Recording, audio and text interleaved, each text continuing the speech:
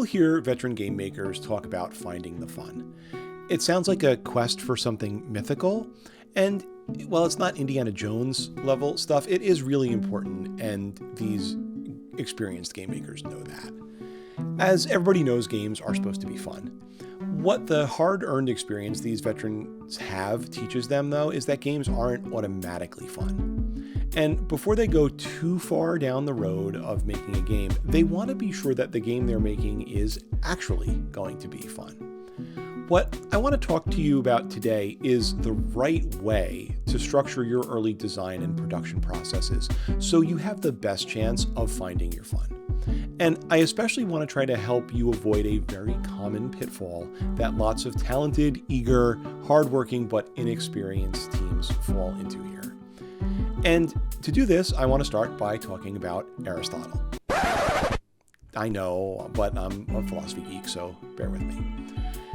Aristotle has a famous concept called the four causes. It's sort of an analysis of why something is what it is or becomes what it is. As you might expect, he identifies four different ways in which we can answer these why questions, the four causes. For example, suppose we're trying to answer a question like, why does the sailboat move across the lake when the wind blows? One answer, Aristotle says, is the material cause. The boat can move the way it does because it's made of wood that floats and its sail is made of cloth that catches the wind but is strong enough not to rip. Another answer is because of the way those materials are arranged. Not just any arrangement of wood and cloth will move that way. The wood needs to be shaped into a hull, the sail needs to be of a certain form and attached to the mast in a certain way, stuff like that. This is the formal cause. There's also the efficient cause, the thing that acts to make a change possible. The boat doesn't sail and change its position by itself. The sailor is the efficient cause. And lastly, Aristotle points out that for certain things, the end result of the process is itself a cause. The boat moves across the water because it was created with that purpose in mind. Traveling across the lake is what Aristotle would call the final cause. There's been a lot of philosophical debate over the last couple thousand years about what kinds of things final causation applies to. Some people think it applies to all biological processes, for example, and others don't.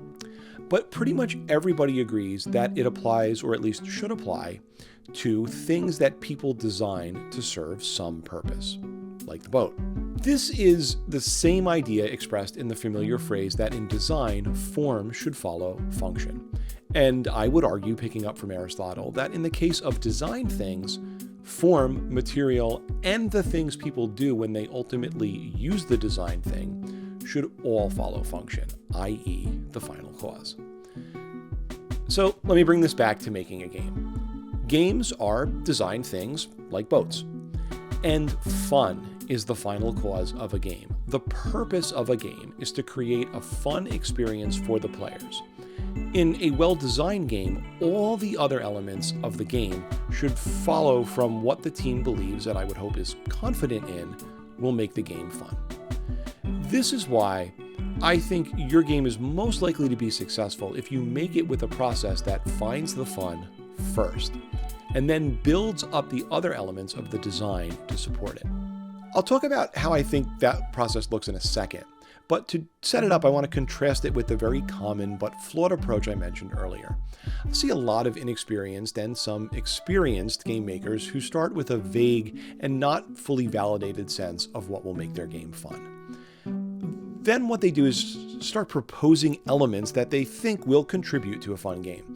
This often takes the form of a list of features like, well, we'll have combat mechanics and branching narrative and fast travel and an enemy that does this or that and an item shop.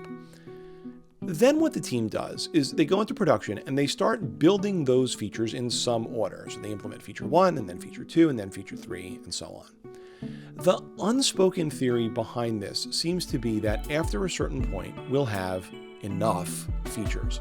Maybe that's the point when we have all the planned features, maybe at some point short of that, but at some point we'll have enough and then bam, the fun emerges. Except in my experience, it almost never does. And I think that's because, in Aristotelian terms, what's going on here is that the team's design doesn't have final causation. What you have are a bunch of systems and features that are probably plausible things to think would create fun, but you don't have a theory of fun, let alone a proven theory where you've succeeded in finding the fun. It's like thinking that if you have some wood, maybe that will get you across the lake. And if that doesn't work, maybe you try attaching some cloth to it. And if that doesn't work, maybe you change how you attach the cloth to the wood. You would be very unlikely to end up with something that gets you across the lake that way, or at least does so before you die of old age. It's the same with games. If you do this, what you end up with is usually a collection of systems and features. They may be well-designed and well-implemented systems and features, but they don't add up to a fun game. A fun, cohesive game doesn't just emerge from a collection of systems and features any more than a working boat just emerges from any arrangement of shipbuilding parts. We need to have a belief about what makes our boat seaworthy, validate it, and then figure out the parts we need and how to arrange them. So how do we do this with games? I think the answer is key to a good early production process. First, you need a theory of fun. This should speak to your game's core engagement loop, the things the player will do, i.e. the mechanics, and where the challenge in your game comes from. In a platformer, the simple joy of moving the character around the world might be the main source of fun. In a highly narrative game, it might be the engagement with the story. In a multiplayer shooter, it might be the cooperative or competitive challenge of combat. Most likely, it's a combination of a relatively small number of specific items like this. This is your theory of fun. Once I have this, the next question I always ask myself is, what is the easiest, quickest way I can get to a basic representation of that theory of fun and put it to the test?